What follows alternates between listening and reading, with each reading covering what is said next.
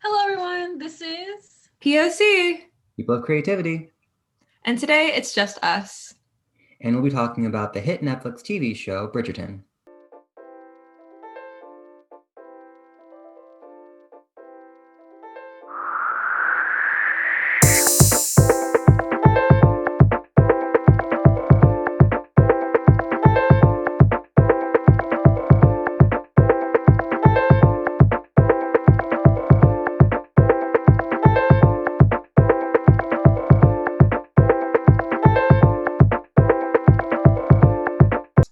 So, just a disclaimer, we will be spoiling aspects of the Bridgerton storyline and plot. So, if you have not seen it yet or you want to see it eventually, watch with caution.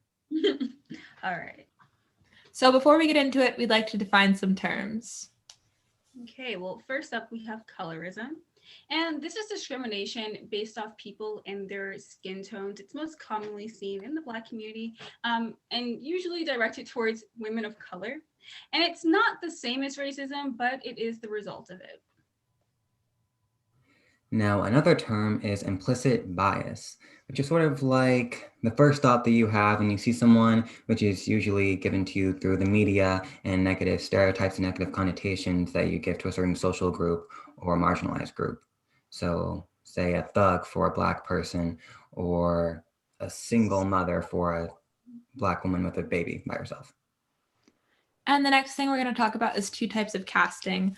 There's colorblind casting, which is casting without considering the actor's race, and color conscious casting, which is the exact opposite of colorblind casting, which takes into account the consideration of the actor's skin color, body type, and other characteristics.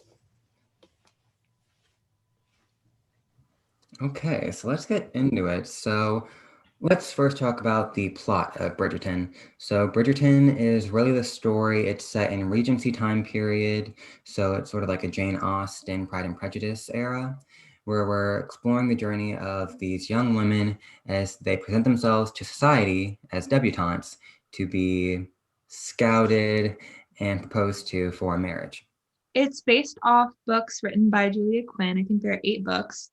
And it's produced by Shonda Rhimes, and the show writer is Chris Van Dusen. And the way it's carried out, it's kind of like an old-timey Gossip Girl. And you'll get a feel of that once you watch the show. No, yes, it's your basic, fairly generic romance drama storyline. It's made by Shonda Rhimes, who made like Grey's Anatomy and Scandal, so you know there's a certain like commercial generic aspect to it. And Chris Van Dusen also actually helped in writing Scandal with Shonda Rhimes because that's where they met, kind of. Yes, and the show like garnered popularity due to its diversity.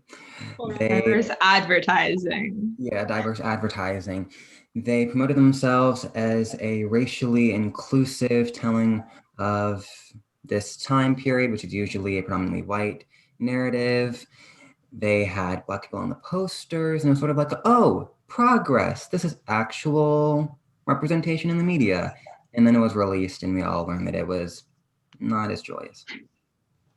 Yeah. So now we're going to go into talking about like race and advertisement and how they kind of carry the stereotypes within the show. Yeah, so there was like a lot of excitement when we first seen it. Like what Jonah was saying, you saw like a lot of Black people on the cover. So when I initially clicked on it, I was like, oh, okay, so you know, we're doing a little bit better. We're gonna have a little more inclusion, which I thought was really unique for a time period piece. But then when you get into it, you realize it's not that most of the characters are in fact white. A majority of the characters are white, and so he and I were saying this earlier. It's a majority white cast with, I'd say, about 4 or 5 primary or principal Black characters. And from there, that's where the diversity stops. Straight cutoff. There's no Asian representation, Latino, Latinx representation. It's just a complete cutoff, and it's not inclusive whatsoever.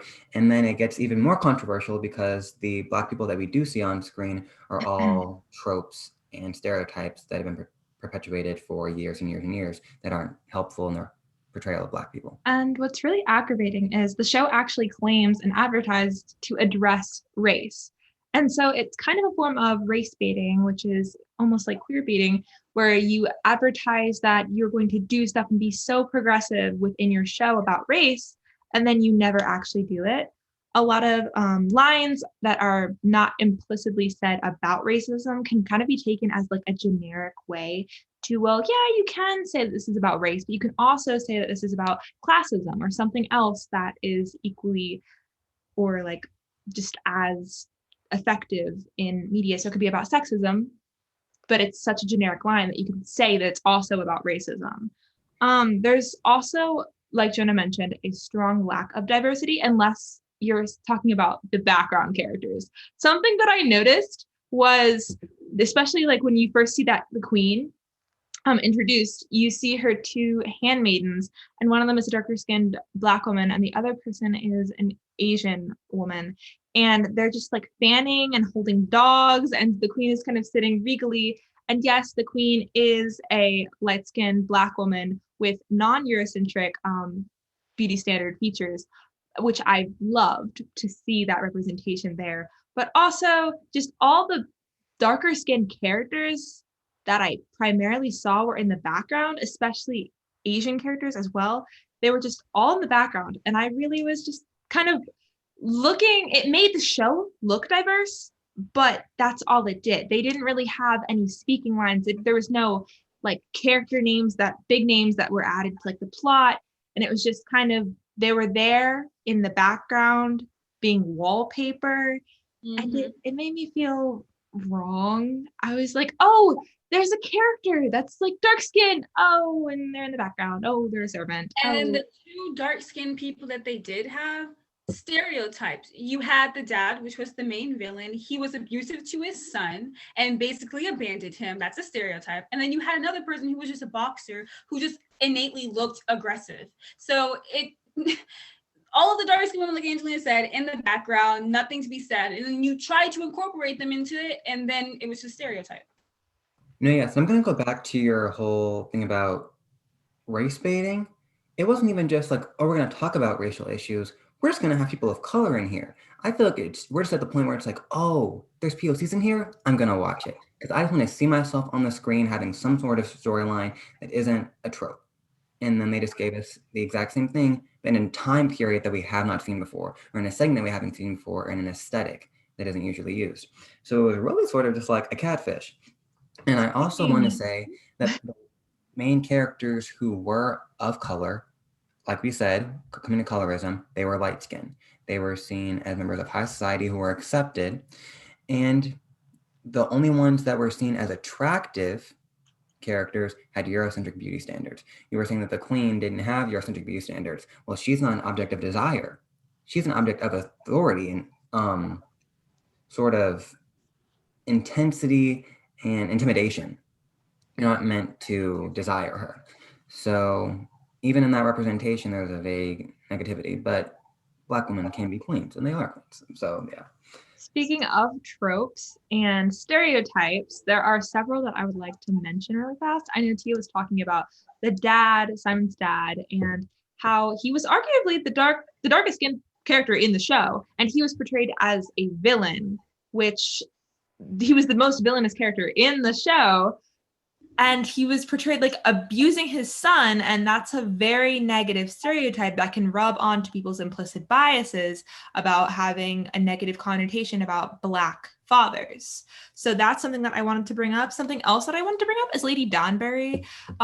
She was kind of seen as this like parenty kind of, I guess, like nanny character, which is another caricature of darker skinned Black women being kind of the caremakers and the watching how like people go down, I don't know, taking care of people.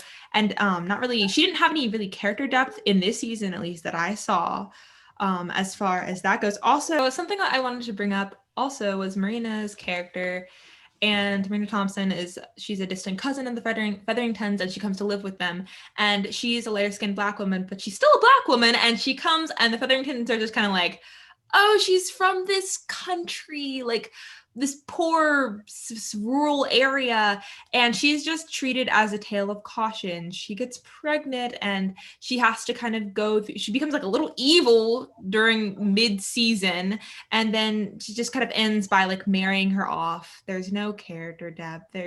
There's some, but it's not a lot, and it's really disappointing how she was just kind of treated as a cautionary tale.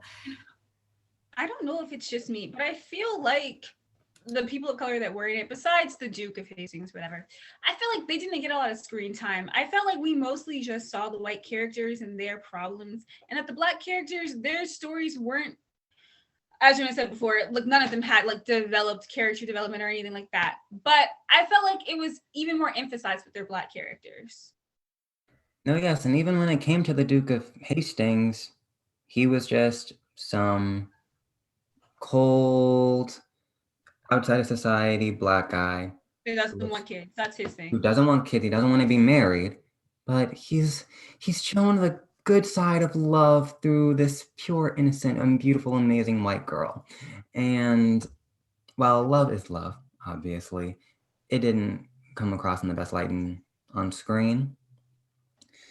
And I feel like while this show did not have the intent of being detrimental, I think it was just extraordinarily tone deaf.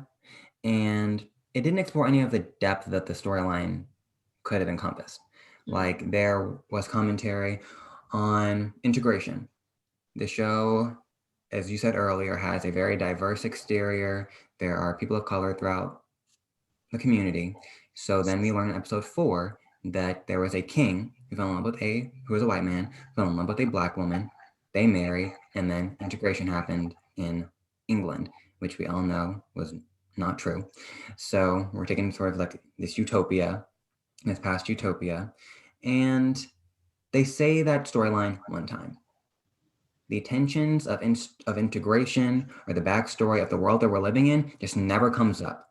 For the show to be promoted as something that's exploring race and race relations, it only talked about it one time. And I'm okay with that, because like we've said it before in our Representation Matters episode, we would like to see Black people just living their lives and not have it just be about race. I'm okay with that, but just don't say that you're going to start exploring race when it's really not a topic inside of it. And then when you are going to have Black people living their lives, you're not going to mention that kind of stuff. That's totally cool, but make sure we have different types of Black people, that we're not just, I don't know, that we're not just having a whole bunch of light-skinned people play these characters, and that they're not playing stereotypes as well. Because in the real world, we're looking at this and we're saying, oh, that's how Black people stereotypically, that's how they act on media already. Let's break that if we're going to be doing that. It's creating those implicit biases. Also, I just wanted to say that if you're not going to talk about it, like, it's fine to not talk about it. And I don't think it was fine that they brought it up that one time. I think if anything, it was more detrimental. It showed a lack of concern and a lack of importance for such a serious topic that's sort of like still affecting us today, where it's like, oh, you're just not going to talk about the racial elements that are really drawing people to the show in the first place. Like, we're going to get to the visual aspects later, but like, you're going to have this queen in these grandiose wigs that have locks on them, but you're not going to bring the fact that she's Black ever again. You can bring it up one time. And it felt just insensitive. And they did it so subtly too. Like, yes. Yeah, it's that whole thing with race baiting again. They're really just pushing this idea of, oh, this is going to be such a progressive narrative where we're going to address these situations. But they don't actually address it. They just kind of brush it off in like a couple of lines, and this one line that's inherently clear. And then we never hear about it again unless it's like these one-off little lines where it's like, you don't understand how it is to be like this, but then they don't say what this is, so it could be implied that it's literally anything. And I think that none of this falls on the actors, because the actors are incredible. I just want to say, like, the actors are really, really talented, but it's the casting choices, and that the people who have the power to do this are the casting directors. So they're the ones who hold that kind of line to cast whoever for these roles. So not saying that they made a bad decision casting Marina as a Black woman, but maybe they could have casted her as a white woman and maybe had the Bridgerton family be a Black family. Exactly. Why are people, sorry, I don't know why I started there. I don't know why people are so afraid to have a predominantly, or like have like more Black people than just like a few. Like, I don't understand, like, we can't have a whole Black family be the center of attention. Why is that? Why are we so afraid of doing that? I feel like if that were to happen, people would be like, oh, this is just a Black show. No, like, we see it all the time. We see like these white families take the center of the plot. Why couldn't it be a Black family? Why And can't it be a Black family at the center of the storyline in a place of just prominence or stability? They don't have to be struggling, and they don't have to be Black people struggling. They don't have to be Black people overcoming oppression. They can just be Black people living. And that's the real problem with Bridgerton. And for anyone who's like, it's based on a book, though. The book is just white, and they ignore that. The book is just white people. Bridgerton is a white storyline, and then Shonda Rhimes said, I'm not going to do that. We're going to make it color inclusive. And then she just didn't really follow that to the extent that it could have been positive, and it's detrimental. Also, like I said earlier, it's Shonda Rhimes. It's commercial. Her shows, while emotional, might not be deep. They do not follow the depth. They don't really go through any dark topics. And that's fine for some products of entertainment. But I feel like if you're going to deal with things that are serious, don't make it so surface. All right, so now we're going to transition into talking about kind of the aesthetic of the show, maybe like costuming and how the world is overall presented. I'm just going to say I hated it personally. I was not a fan of how the show looked. I think it was well done. It was pretty. It was beautiful. It was nice to look at. But for me, I was not in favor of it. Oh, also the music. Let's bring the music into this as well. I just felt like it was not helpful to the storyline at all. I had out of it. I couldn't, it detached me from it. And then the costumes, I felt like somebody went to Goodwill and tried to spice it up. That's what I felt like they were trying to do with the costumes. And then again, there was one scene where they were playing Thank You Next and Bad Guy. And trying to make it like have like the classical element, but I was like, no, I cannot focus. I'm not in this time period thinking about modern time music. It wasn't. And I understand like by wanting to create this entire fantasy world, fantasy realm, but by bringing modern elements like Thank You Next as a classical orchestra rendition and having violinists play Thank You Next by Ariana Grande is not going to make me immersed in the story. What it's going to do is it's going to take me out of the story. It's going to make me want to play Thank You Next on my phone, and it's going to just completely disconnect any attachment that I may have had with any characters. And not make me pay attention. It was distracting because I was like, is that Thank You Next? And I wasn't sure. Like I had to like listen to the music. I wasn't paying attention to the scene. No, yeah, it just goes to show that the show was for profit and not really artistic integrity. It was more about making money and getting people to watch and then make people go, oh, Thank You Next. That's the song. I'm going to look it up. Let's go give Ariana some money while making us some money.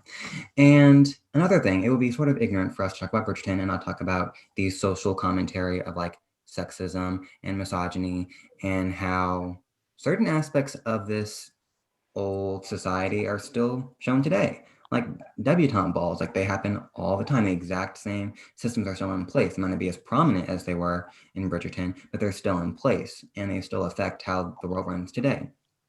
And I feel like they're trying to integrate this might be olden, but it's also in 2021. And how are we going to fuse that? We're going to have these old storylines, but with modern visuals. So we're going to have Ariana in the background with these really clean cut, monochromatic, well-jeweled costumes that aren't historically accurate. And not as grandiose as I would expect. None of the costumes were as elaborate as I was anticipating, and sort of took me out of the integrity of the story. It didn't feel authentic. It just felt just like regular nightgowns. Like it was just cookie cutter. They were all wearing the same blueprint. It was like they were all like the same like pattern of dress, but they just changed like the fabrics. You know, it was Oh, there's one shot. Sorry, Angelina, but like, there's one shot where they show all of like the women's necklaces. I don't know. It's not really on purpose, but you can just see like all of their neckwear.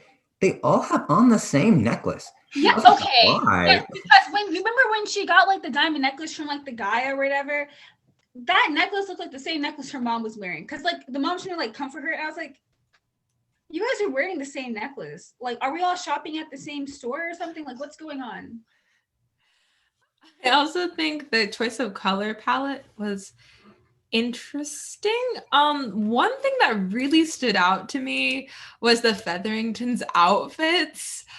Um, yeah, I don't think I personally was the biggest fan of some of their outfits. I think especially for the mother, I get they're supposed to be tacky. I get they're supposed to be like not following all the proper social norms, but there are more ways to pull that off than just by throwing like a nightgown that you find in your grandma's closet print, floral like neon print And they in had a both weird colors. neckline dress, and you just leave it as that, or by throwing on this like dress that has a bunch of patterns and then taking like this lime green belt thing.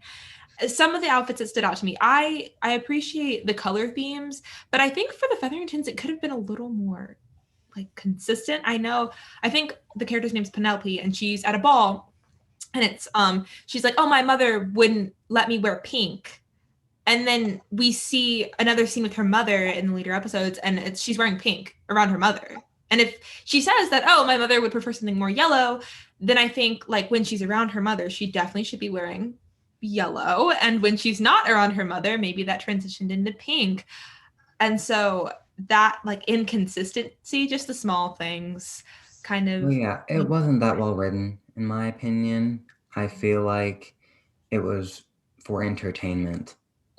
It was just to entertain you, not to have any sort of substance. Also, for them to be like just in like these rich locations, members of high society, they're duchesses and they're kings and queens, there was like no detail to the architecture or the attire. The queen was the only person in like a giant gown. And I feel like that was just unrealistic. Maybe it was budget. Maybe Netflix wasn't contributing what they could have. But I don't feel like the amount like time and money was put into this for it to be realistic as it could have been. So yeah.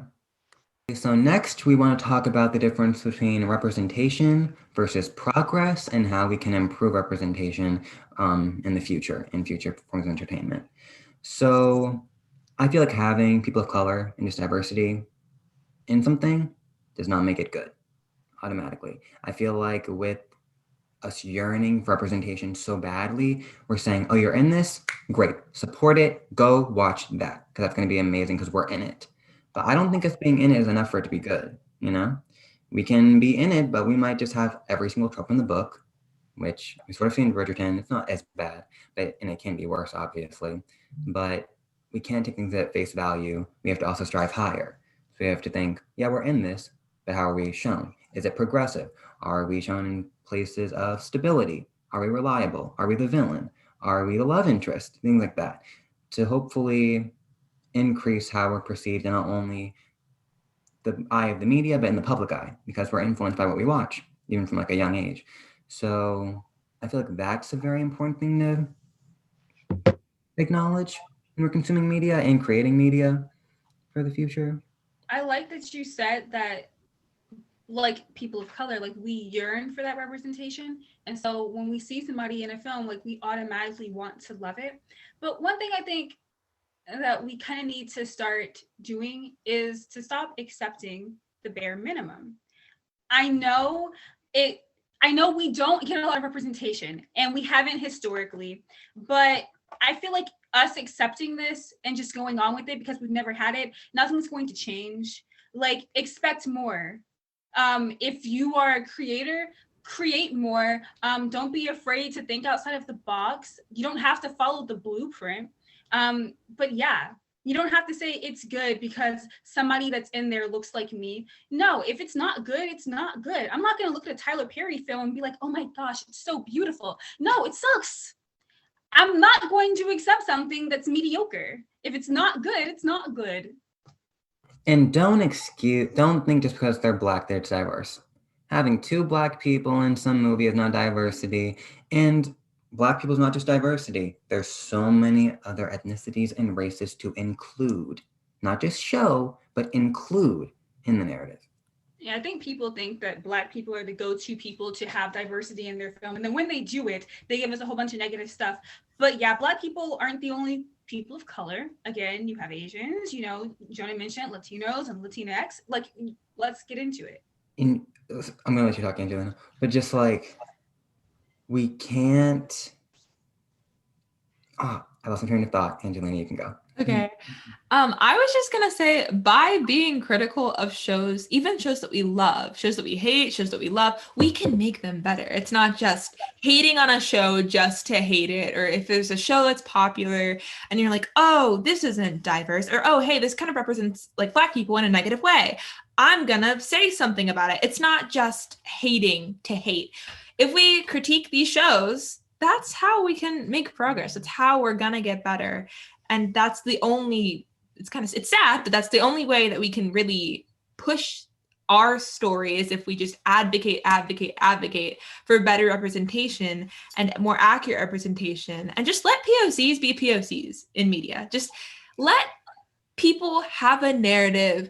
Let people have a coming of age story that's not with the absent father. Let people have stories that, of course, you can have negative stories with like sad, hard backstory characters, but that's not the only life there is for people of color. We live lives that are very diverse, and we are not the same check-a-box person on your representation sheet. So I think it's important that we advocate for just having normal shows. No, yes. That's what I always think is like just a consumer of things, like as like an artist, of course. But POCs aren't just people of color. We're people first. And people, I'm sure people listening to this, people who are watching Bridgerton, hearing the critiques, are going to say, why does everything have to be about race? It doesn't, but you have to think about it. Your narrative does not have to be about race, but you have to think about how you're casting race. Because I doubt that Bridgerton was written with these certain tropes in mind, but you have to think, oh, this person is a single mother, and I've casted a Black woman. What will that mean? And like, not saying that a Black woman can't be a single mother, those narratives should be told. But you have to think about, what am I portraying in my work? And how is it going to affect people in the long run? So yeah. Just adding on to what you said, Angelina. Yes. I just want to give a quick shout out to shows that we think are making progress and examples of progress. Jonah, do you have anyone to start off the bat with? I said, so I'm going to do some theater, and maybe you guys can do some TV and film, and I'll interject if you want. But one great example, which might have a few problems, but Hamilton. Hamilton is a fairly diverse show. I've heard some negative connotations, which I do understand, but I feel like that is a fairly colorblind cast for the most part, which is also racially inclusive, which I do appreciate. Another example is Natasha, Pierre, and the Great Comet of 1812, which was a Broadway show from a few years back, which takes place during the Regency period, Regency romance. It's based off of 60 pages of War and Peace, and it's completely colorblind.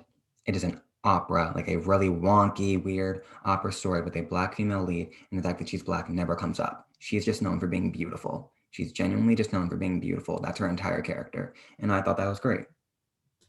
I'm going to go ahead and add the Brandy version of the Rodgers and Hammerstein Cinderella.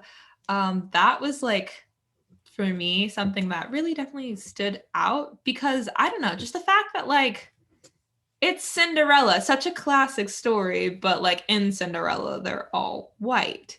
And so the Brandy version with Whitney Houston, and they had an Asian prince. Like, I was just it was an interracial couple without a white counterpart. Thank you, Tia. Thank you. We need more of those. We really do need more of interracial couples without white counterparts, because it's kind of pushing into that little white savior narrative. Speak on that later, maybe in another episode. But I really did appreciate that movie for just kind of existing as a fairy tale movie and just being there. And one movie I loved, I don't even like horror movies, but I'll go on about this one. I loved Us, because again, you had a Black family. They were the highlight. I have no complaints about Us. Like, they didn't mention their race at all, and they did it in a respectable manner. It was great. Like literally Black people coming from the suburbs and everything, they were pretty high up middle class, you know, and they were running for their lives like anybody else. Also, there was that like, you know, in the horror movies, you see this like Black character dies first. Like that is just stereotype. Even like, it's just, I'm glad Us exists. I feel like Us was like, it wasn't like your regular like horror movie either. The way that they approached it was different. And I feel like you had to think more. No, Jordan Peele is like a revolutionary director who's really pushing racial commentary and its racial representation on screen in so many ways. Also, just really quick, so you guys remember when Little Women, the new one with Greta Gerwig's version, came out? I heard so much discourse around why are there no Black people in it? And this one might make us tangent somewhere, but do you feel like in a period piece that deals with a family like that, that there could be like a Saoirse Ronan who's sisters with Yara Shahidi? Or do you feel that that takes away from the believable family aspects? I don't feel like it takes away from this is my take. I don't feel like it takes away from the believability of it, just because I've seen Little Women, the musical, and I've seen it cast with people of color, and that's out there. And I've seen it done with people of color, and that's all I'm gonna say, because I feel like it doesn't take away from the aspect. And theater definitely is more progressive in terms of colorblind casting than film. I agree with that. I think with time period pieces, it would just be really, really nice to see a Black royal family. You'd have like the Black princess, she has her Prince Charming or whatever. And I don't want to say it, but it would be nice if like all the white people were kind of just like pushed to the back. I would like to see an all Black cast with these kind of like time period pieces, because we don't see a lot of it. And I know little girls like me, when I was little, I used to always like the little princess kind of like narrative. The issue was though that you didn't see that in the media. And the one person that we did have, Princess Tiana, was anthropomorphic. She was a frog for over half the movie. She was a frog. She was an animal. That is a very big I would like to see a Black queen and a Black king, or for other people of color too, just seeing that representation and like the Eurocentric royal status. It would be cool. It would be really nice. Exactly, like it doesn't have to be real. Fantasy no, it doesn't. Black people don't need to just be in slave narratives. I think Black people just don't need to be in slave narratives all the time. Yes, it is a part of history. Yes, told. That can't be the only thing told. But if we're making a fantasy royal, or even if we're not making a fantasy royal, if it's like a time period piece, like please include people of color, because that would just be something that is so welcome, and not as background characters. Thank you, Bridgerton. And just consider how you're including them. And for inclusion, I'm just going to name some films that are coming out or that have just recently come out that have P.O.C. people either on screen or behind the screen. Oh, the Oscars just made a rule that if you want to be nominated for Best Picture, you have to have like a certain amount of marginalized groups in your crew or on screen. So that's nice for progress. But some new P.O.C. films, we have Minari, which follows an Asian family in America in the 1980s. That's coming out soon. Malcolm and Marie, a new Black love story starring John David Washington and Zendaya, came out today. We're recording this on February 5th. It came out today. I'm going to watch it tonight. Hopefully it's good. One Night in Miami, which is based off of a play which follows the conversations between, I believe, Sammy Davis Jr., Malcolm X, Muhammad Ali, and another significant Black male figure. But that was directed by Regina King, the actress. No, yeah. Are you serious, my girl? Yeah. No, she was nominated for a Golden Globe for Best Director for it, so that's great. It's her directorial debut, so that's great. This Asian female director, Chloe Zhao, she just made a film called Nomad Land, which is like the front runner for Best Picture. Everyone's saying it's going to win Best Picture at the Oscars this year, so that's great. And then Spike Lee just made or released a film, Defy Bloods, which follows 5 Vietnam War vets. So there's some positive representation being produced, and that's great. And of course, just to say, we're not bashing people who like Bridgerton. We're just saying we have qualms with it. There are some problems that need to be addressed. And I hope that with the popularity and as it goes into season 2, we're not the only ones speaking about these problems. And so I hope that people creating Bridgerton can see it, maybe think a little bit, and this will kind of be influenced into future seasons or future episodes. I'm not saying that this episode their whole entire plan for season 2 is just going to be derailed and we're going to have a new thing, but I just kind of hope that even if it's not with Bridgerton, if it's with shows in the future that happen to be regal fantasy period pieces, that they include people of color, not just as background characters. And if you like Bridgerton, we're not bashing you. The actors are good. Yes. All right, and that concludes the show. Oh, did you want to say something, Jonah? Nope, you can go. I was going to say we're concluding, but we were going to end. And with that, we're done. This is P.O.C, guys. Thanks for watching. Yes, bye. Bye.